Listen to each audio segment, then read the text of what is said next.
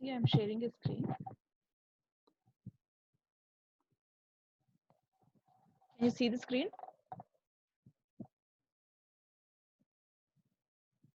Arun Reddy. Yes, ma'am. Yeah. Yes, ma'am. Yes, ma'am. Okay. What you have seen previously is an open system. Okay. Here the heat Open system. open system. Here the air will come from the atmosphere and it will go back to the atmosphere. Okay. Next one is a closed system. Here what happens is it will circulate within the system itself. Okay. So initially the air will come to the compressor. The compressor will compress the air, and from there it will go to the heat exchanger. Here the temperature will reduce. It means this is like cooler, and from here it will go to the expander, so where air gets expand, and here is a refrigerator where the cooling system will happen. Okay. So it also got some advantages. It can work at suction pressure higher than the atmospheric pressure. This reduces the volume in the compressor and expander. It means you see here in open Expander. system the atmosphere the air will come from atmosphere, but here in case of closed system the air flows within this pipeline which you have here. Okay, so the pressure is always high than the atmospheric pressure, and so what happens is the volume will reduce, and you see the second point here, it resulting in higher COP. COP is coefficient of performance. Okay, so these are the advantages we have in closed system. So now based on this you have to plot a PV diagram. Okay, PV is pressure versus volume diagram and temperatures versus entropy diagram. Okay, how to plot this? How do we got this? Okay, now you see here, consider this process from refrigerator to compressor is 1 to 2. Okay, compressor to cooler is 2 to 3. Cooler to expander is 3 to 4. Okay, this is 1 to 2, this is 2 to 3, this is 3 to 4, and this is 4 to 1. Right? So now here what happens is you look at the first system. First system, I'll do one thing, I'll place one figure beside that so that you can understand it better.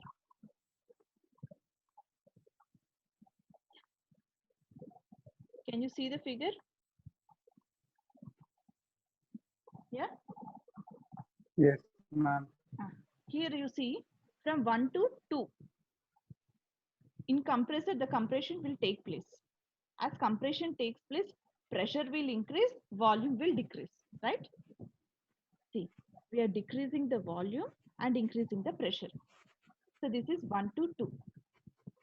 Similarly, temperatures versus entropy.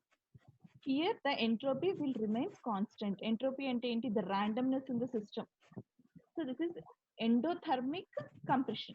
So here what happens is the entropy of the system remains constant, but the thing is, as the volume is decreasing, now automatically pressure is getting increased.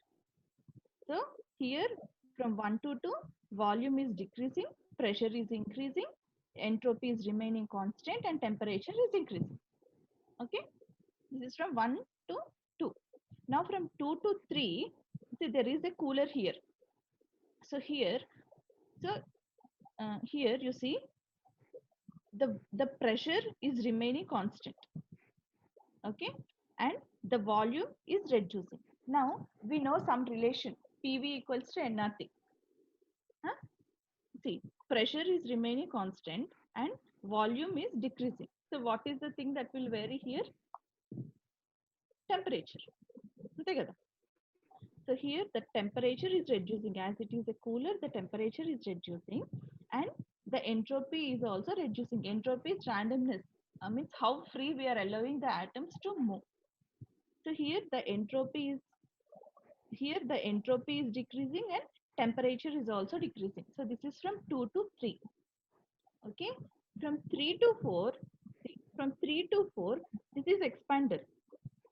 So volume is increasing. Okay, volume is increasing. As a result, pressure is decreasing from 3 to 4. Here, as it is, here the entropy is constant. So 3 to 4, there is no change in the entropy, but the temperature is decreasing as it is getting expanded. Okay, and next from 4 to 1. See, from here to here, from 4 to 1, volume is increasing and pressure is remaining constant. Here, the entropy is increasing and the temperature is also increasing. So, we have to describe about open system, closed system, draw this figure, and then try to write like this: 1 to 2, air gets compressed in the compressor. So pressure increases, volume decreases, temperature increases, and entropy remains constant. Like this, for everything, means for whatever you are getting here, you try to represent that here in this way. Is it clear, or do you want me to explain once again? Clear, ma'am. Hmm? Clear, ma'am. Clear. Okay. And now, you see,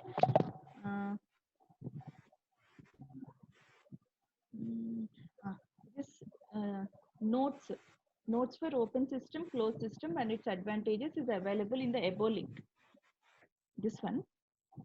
Okay, and we have some problems related to COP, coefficient of performance. I'll show you one sample problem here so that you'll get confidence that you can solve it. In exam, you'll get similar type of problem. There will be some change in the numbers. Okay, and if you are interested to learn many more problems from the same topic, this second link is the link of refrigeration and air condition by R.S. Kurmi. Okay, in this you'll have many problems, and every problem, I mean, firstly he'll explain all the concepts and then he'll give the problems. So if you are interested to deal with more problems, you can click on this link. But today I'll show you one problem here. You see, I told you COP is input by output, or is actual COP by theoretical COP. Okay, here there is some question. Find out the coefficient of performance of a refrigeration system if the work input is 80 kilojoules per kg and refrigeration effect produced is 160 kilojoules per kg of refrigerant flowing. Okay, so always the output should be at the top and input should be at the bottom. So here you see the output 160 is at the top and input is at the bottom 80. So the coefficient of performance of refrigerator is 2. Understood? Whatever the question you get, always try to keep the output at the top and input at the bottom. Okay? Okay. Bhaskar, Arun. Okay, ma'am. So I'll keep this link in your class group and also in that software, or is a reference group. Okay? Okay, ma'am. For now, what we do is, let us do revision class on the topics which we have already finished. Okay, 5th Okay, unit, ma'am. 4th unit, 3rd unit, reverse law. Okay. Okay, okay.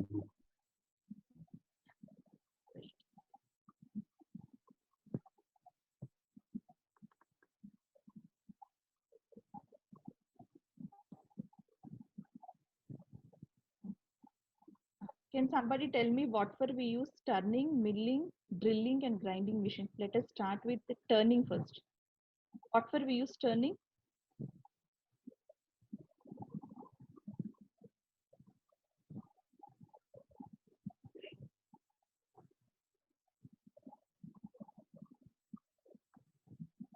Turning machine దేనికి use చేస్తాం?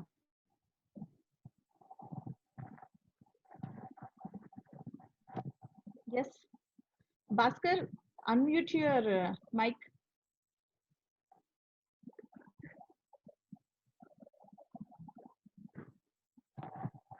అరుణ్ చదివేవా చదవలేదా? చదవలే ma'am. సరే. Turning is for cylindrical components. Okay. So this is lathe machine. Lathe machine and turning machine are same. Okay. Yes ma'am. So what we do is for performing turning operation and for threading, for nulling, for chamfering, for filleting and facing. అసలు ఇవన్నీ ఏంటి అంటే, see, first turning operation అంటే ఇట్లా step turning. It means removing of required material. Okay, turning. Threading anteనేమో making of threads. If you look at your screw, you have thread over Yes, the ma'am. screw kada? Similarly, Yes, if ma'am. you need threading over the component, we can go for threading in turning machine. And next, chamfer fillet. Chamfer fillet is if you have sharp edge like this, if you have any sharp edge like this, and if you just cut it, just ఈ edge తీసేయడానికి cut చేసిన, if not, if you are making a small circle here, a radius, so this radius is called fillet, and that edge cutting is chamfer. Cutting with an angle is chamfer. Okay, this chamfer and fillet operations over this round cylindrical components can be done in lathe machine. And next, facing operation is where you clean the front portion of the workpiece. See, where you are holding tailstock, this part. Okay, so lathe machine is for all cylindrical components. Okay, so you look at this, there is what do you say, block diagram of lathe machine. This is headstock, this is check, and workpiece will be held in the check. Okay, tailstock is for giving the support. Other than this, we have many more parts in lathe.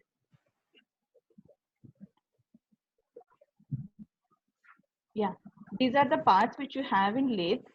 Okay, this is headstock, this is spindle for rotating. Headstock will have all the circuits in this, and this is check for holding the workpiece. Spindle is for rotation. Tool post will have all the tools, and compound rest is where this tool post will rest, and this cross slide is for moving the tool post over this. It means how, if you want to set the position of the tool, you have to move it cross slide. And tailstock and headstock will always get aligned with each other, and it will support the material. This is the handle for the movement of this tailstock. This is guideway. Guideway means on which the system will move, the tool post will move, and bed will give the support. Lead screw is for, means this lead screw will have threading, and because see here you have another wheel over the compound rest, right? So the lead screw means if you move this, the lead screw will have threads, and this system is also having threads. This compound rest will move here and there. Okay, this is feed rod. It means for fast movement, and this is legs. Legs is where the machine will get supported. Okay, so these are the parts of lathe machine. The same thing is explained here in detail. Okay, next one is drilling machine. Drilling machine is for making holes. Okay, this is the base, this is the table, this is spindle, this is quill support. Quill support is from where, means which supports for holding the tool. Okay, this is spindle, means for rotation. This is drill head. It means it helps for the holding of this entire system. And now if you want to change the position, means if you have workpiece here, if you want to change the position of table or else change the position of quill support, then that will move over this vertical support called as column. Okay, so initially you see this first figure, every drill bit will have a sharp edge like this. We call it as web. So wherever, first what we do is we first mark some hole with some tool which we have, and we place this web over that, and we start drilling from there. So this drilling bit is of two types: portable drilling machine and sensitive drilling machine. Portable drilling machine is where you can move the drilling machine wherever you want. For example, if you look at electricians will carry some drilling bit with them, right? They just bring it and they drill it. Hmm? That type of things means where you have flexibility of moving, that is portable drilling machine.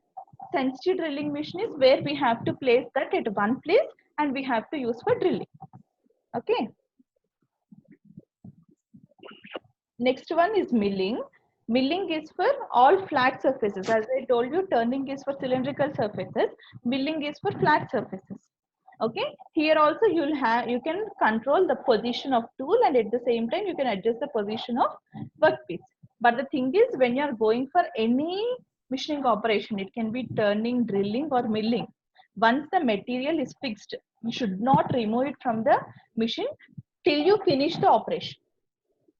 Okay, so here is the base. This is the column on which the spindle moves. This is overarm. This is arbor on which the material, means this tool will held, and this is a table. Table will be on a saddle. Saddle will be movable. This is movable so that you can adjust the table and the workpiece. And this is the knee. It means it supports the saddle, and this knee can move up and down with the help of elevating screw. Okay, so you'll have a up and down motion over this with the help of elevating screw and knee, and you'll have a sideward motion on the knee with the help of saddle, and table will hold the workpiece. Okay, so this is about milling. This is for flat surfaces.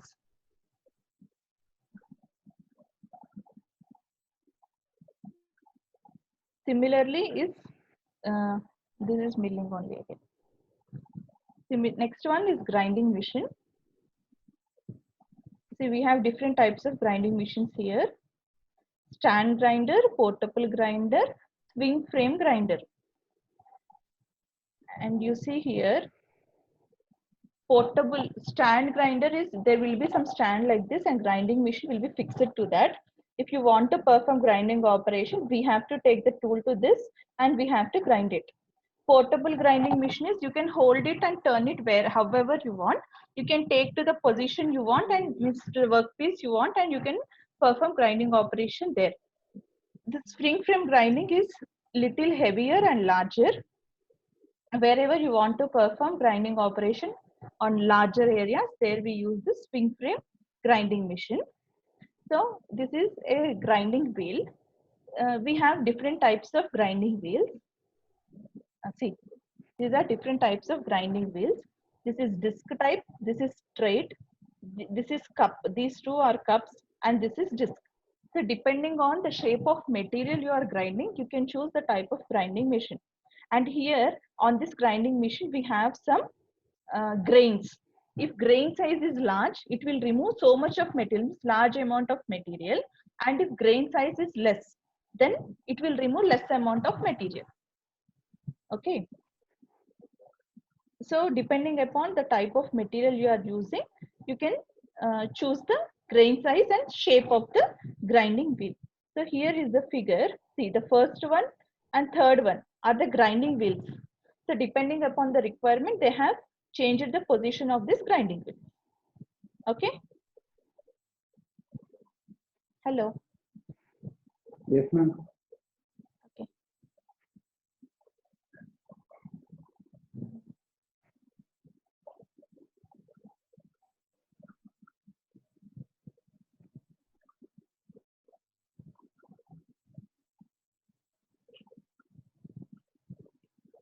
So this is about drilling, milling, grinding,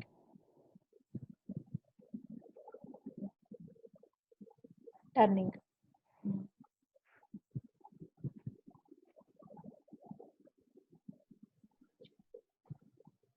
Next, wait, I'll show you your syllabus copy so that you'll understand till where you are completing.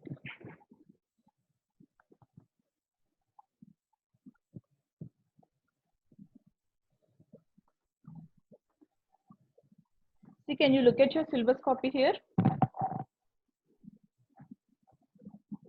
We have learned this introduction to lathe, drilling machine, milling machine, grinding machine, operations performed. Okay, lathe machine and turning machine, both are same. And now for drilling and turning, both the things, we also have CNC machines. It means computer numerical controlled machines, where the computer will perform the operations. Okay, so in case of the manual machine, the person who is handling with it should move it. But in case of CNC machines, we initially give a program. What we do is, after writing the program, we'll execute it and see whether it is working properly or not. Okay, if it is working properly, then we insert the workpiece in the machine and simulate, means we'll run the same program in the machine and we get the required component. Okay, but here it's enough for you to learn about manual things, all basic things. Okay, so whatever the notes I have given is enough for this machine tools. Okay, this is about your 5th unit, and next one is 4th unit. Arun and Sai Satish, have you seen this manufacturing sheet metal operations video? No, ma'am. No. Okay.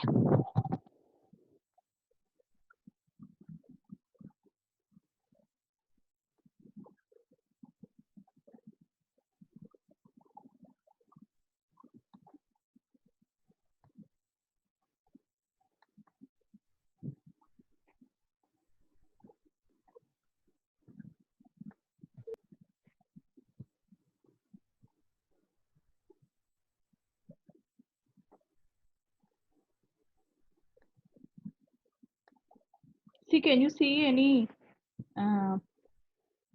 screen here? Sheet metal operation unit 4.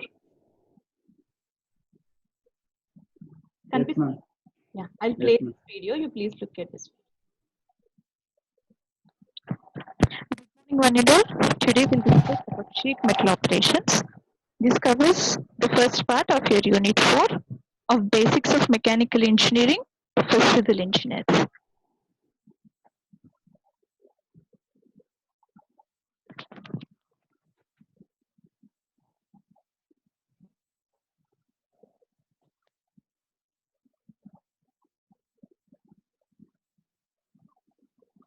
We have different types of sheet metal operations. The first one is operation. Second one is shearing operation. Third one is blanking operation. Fourth one is piercing operation. Fifth one is embossing and debossing. And the last one is coining. Any metallic sheet 0.5 mm to 5 mm thickness is considered as a sheet, and below that it is considered as a foil. It is considered as a metallic plate. So here in today's class we are going to discuss about sheets. It means between 0.5 mm to 5 mm thickness metallic sheets. Okay, the first one is a bending operation. The metal forming process in which sheet metal piece is caused to bend and get formed to the desired shape by application of force is called as bending operation. In case of bending operation, you will be having a die at the bottom and a punch at the top and the sheet which you required in the middle. So depending upon the type of bending you require, you'll have the desired shape over the punch and the die. So these bending operations are of different types.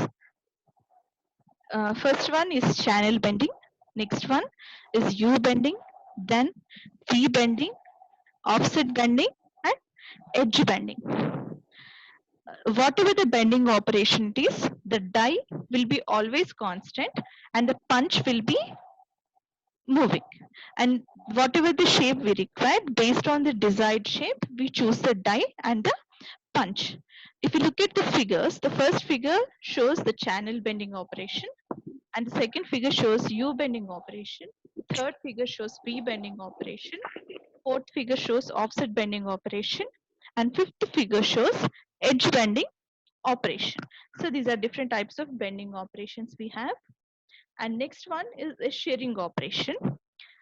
Shearing is a metal forming process in which a sheet metal piece is separated into two parts. So you'll be having a die and a punch. Die will be constant and punch will be moving. You'll be having a metal sheet in between. So the die and punch both will have the sharp edges and will have some rake angle. The rake angle is provided for the easy movement of the punch over the die. So here it helps for easy cutting of the metal sheet. So in case of shearing operation, we just make a sheet metal into two or more pieces. Next one is blanking and piercing operation. Blanking and piercing are same operations. The only difference between blanking and shearing is piercing is, in case of blanking operation, the punched out part is the workpiece and the left out part is the scrap. But in case of piercing operation, the punched out part is the scrap and the left out part is the workpiece. So here is a definition of blanking operation. Blanking is a metal fabricating process during which a metal workpiece is removed from the primary metal strip or sheet when it is punched. The material that is removed is a new workpiece or blank, and in piercing, the punched out piece is scrap. So this is the definition of blanking and piercing. And the next operation is embossing and debossing. This type of process we generally use for making of medals and some handicrafts and some architectures which we keep in the temples and all.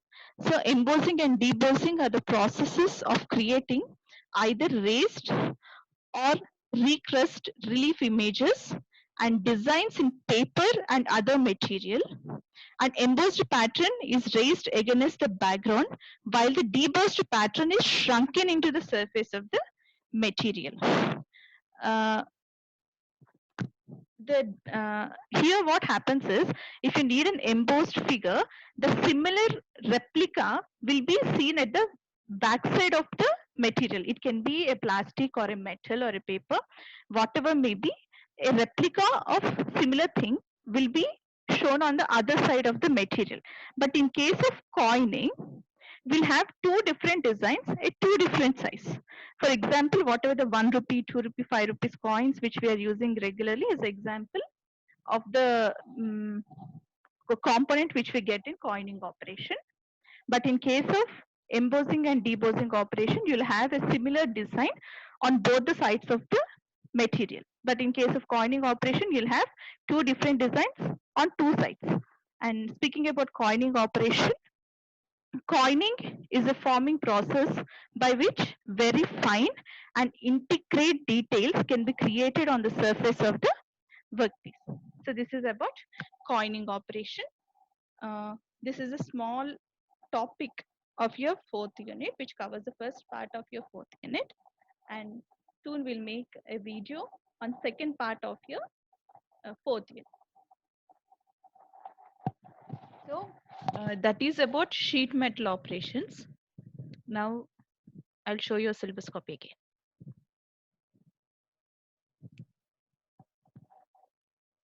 Okay చూడండి, ఇప్పుడు fifth unit అయిపోయింది, fourth యూనిట్లో ఇక్కడి వరకు అయిపోయింది, right? Sheet metal operations. Okay, next is welding and casting. Casting I have already finished your revision class. Second year, third year club chase cheppanu. I don't know whether you three people are present or not. Arun, are you present for the casting class? Sai Krishna, Sai Satish. Hello.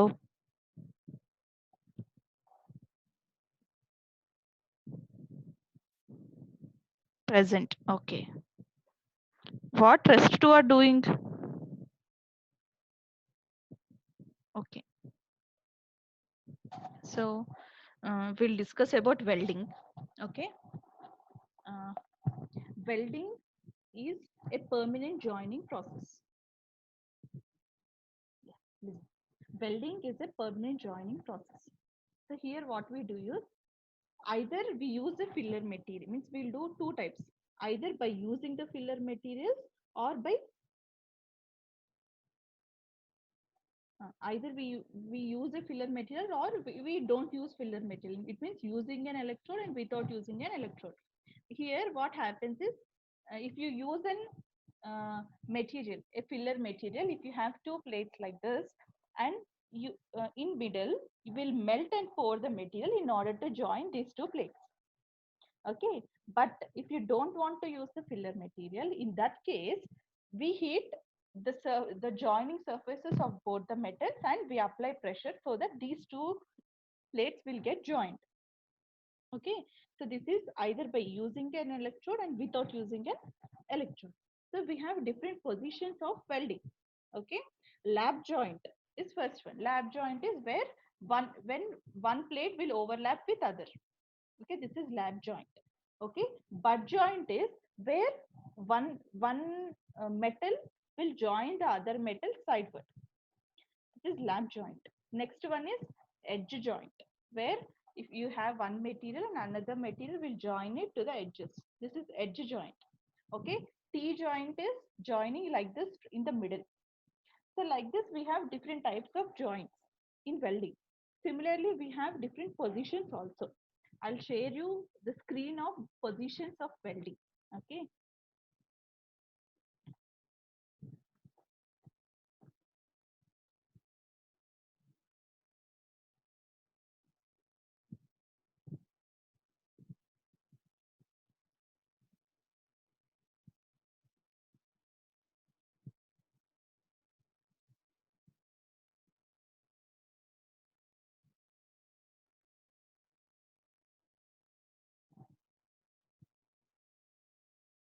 See, these are different types of, can you see the screen? Types of welding joints. Yes, ma'am. Yeah, these are the different types of welding joints: butt joint, lap joint, corner joint, T joint. This is edge joint. Okay, means joining like this, edge joint. So these are different types of joints. So these are different types of welding positions: flat position, horizontal position, vertical position, overhead position. It means flat is where you keep it at the bottom and we join. So that is flat position. Horizontal position is where you keep sideward and then join it like this. Joining sideward means position will be like this, beside your hand, like this. Vertical is also, it will be in front of you, but you will be placing it vertically and will be joining it. This is vertical. Overhead is where the position of the metals will be above your head and joining. But this is very difficult to do, overhead position, because the material will fall down and looking at it, operating is also little difficult. Okay, so these are different types of positions.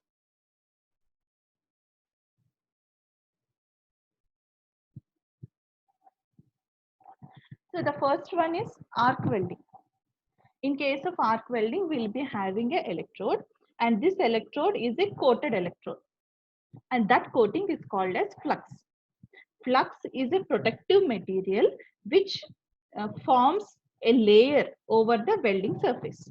It means if you have two plates and if you are using the electrode in between, means in order to join these two metals, this slag, whatever you have, the flux which you call, will form a protective layer over the welding surface so that this welding will not react with the gases present in the atmosphere.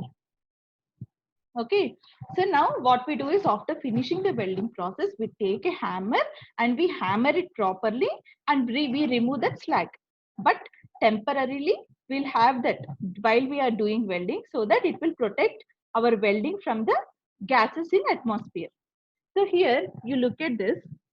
This is base metal. It means the metal which we need to join. Okay, this is the depth of penetration. It means up to what width this arc is getting penetrated. Okay, this top one is your slag cover. Okay, this is protective gas. See, we have two things: either we use flux or else we use a gas, a protective gas. It will be mostly a inert gas like argon, krypton, neon, xenon, like this. Okay, so this is the electrode, this is the coating, this is arc crater. It means the depth which you are getting because of heat produced by the electrode. Okay, This is arc stream. It means the flow of metal. So these are the different terminologies we have in arc welding. So this is how we make arc welding also. And now there is some internal circuit which we have in arc welding. This is primary circuit and this is secondary circuit. Here will be the power supply. Here will be the power supply. Now you remember one thing, whatever the thing we want to melt, it should be connected to positive. Whatever the thing we don't want to melt, it should be connected to negative. Here, as we need to melt the electrode, we have to connect positive to the electrode. And if you don't want electrode, this workpiece to melt, then we have to connect this to negative.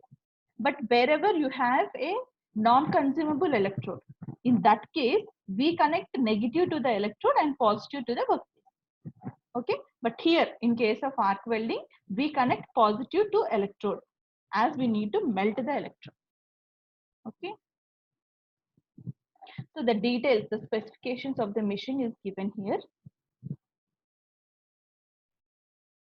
See, straight polarity, reverse polarity. If positive is given to the workpiece, we call it as straight polarity. If positive is given to the workpiece, we call it as reverse polarity. If they ask you in examination, please remember this. Positive, if positive is given to workpiece, we call it as straight. If positive is given to electrode, we call it as reverse polarity.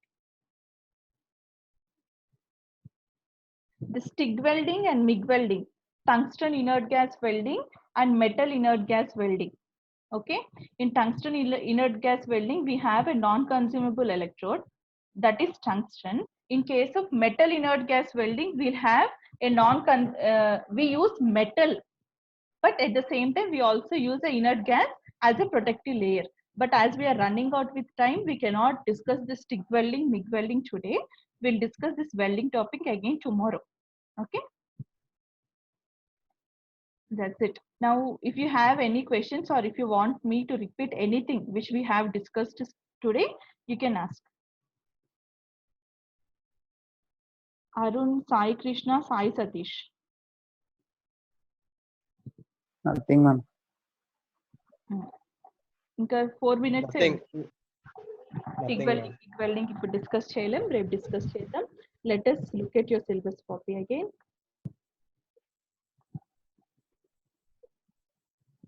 See, so casting is already done. Okay, welding position, defects, applications, advantages, disadvantages, gas cutting, soldering, brazing. Yeah, somebody tell me what is the difference between soldering and brazing? ఎక్కడ చూసారో చెప్పండి at least.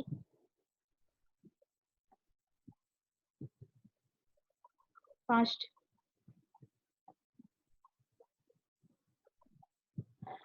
See, you'll have electronic circuits, right? In your TV, mobile, green color boards. Yes, ma'am. Yes, ma'am. Yes, ma'am. Over that, we'll do Dan with the soldering. silver color material. Yes, ma'am. Metal melt chestam. That is soldering. Okay. Brazing. Brazing is, have you ever seen any copper pipes? Steel కాదు, copper. Yes, ma'am. AC. So దానికి ఉన్న welding ఉంది చూసారా, అది brazing. Yes, ma'am. అర్థమైందా? Copper కే చేస్తాం brazing, ఇంకా దేనికి చేయాలి. Okay, that is brazing and soldering. Gas cutting is, see if you are using మీకు 3 types of flames చెప్పా, if you remember. Oxidizing, yes, neutralizing, carburizing flames. Yes, ma'am. Oxidizing is where you use so much of oxygen. Neutral flame is where you use oxygen and fuel in same quantity. Carburizing flame is where you have so much of fire. Fuel. అయితే carburising flame పెట్టినప్పుడు ఏమవుతుందంటే metal melt అవ్వడం కాదు, cut అయిపోతుంది. అర్థమైందా? Heat ఎక్కువైపోయి cut అయిపోతుంది. So in that case what we do is that flame we use for cutting, that is gas cutting. అర్థమైందా? Yes, ma'am. Yeah, అది. So in yes, welding we have different types of welding: TIG welding, MIG welding, arc welding, ఇంకేమున్నాయి weldings, laser welding. So like this we have different types of welding. We'll see this welding and welding defects in tomorrow's class, and see this second unit as we have discussed it, third unit as we have discussed today and yesterday's class. I will come back to this later after so many days. Okay, last లో దీని దగ్గరకు వద్దాం, ఎందుకంటే నిన్న చెప్పి మళ్ళీ ఇవాళ revision class అంటే బాగుండదు. I will go to second unit. Okay, Okay, ma'am. second unit and first unit, then we'll come back to this. I think I have explained it twice. ఈ థర్డ్ యూనిట్ కూడా వచ్చినప్పుడల్లా చెప్తున్నా. Okay, will complete this revisions. రేపు class ఉందా ma'am? మీకు రేపు Sunday కదా, ఇవాళ ఏ డే? ఈరోజు సాటర్డే కదా. Yes ma'am. రేపు లేదు. It takes another 1 class, that's it. Okay ma'am. Yes, ma'am. మీకు సిలబస్ అయిపోయింది కదా, కదా మ్యామ్. 30 తర్వాత అయితే క్లాసెస్ మళ్ళీ ఉంటాయి కదా మ్యామ్? ఏమో తెలీదు, షెడ్యూల్ బట్టి. ఏం షెడ్యూల్ మ్యామ్? మాకు జేఎన్టీయూ నుంచి వస్తుంది నాన్న షెడ్యూల్, ఈ టైం వరకు క్లాసెస్ తీసుకోండి. Oh okay. Okay ma'am. Okay, ma'am. Shall I wind up the meeting? Yes ma'am. Yes, ma'am. Yeah. Bye. Bye ma'am. Thank you, ma'am.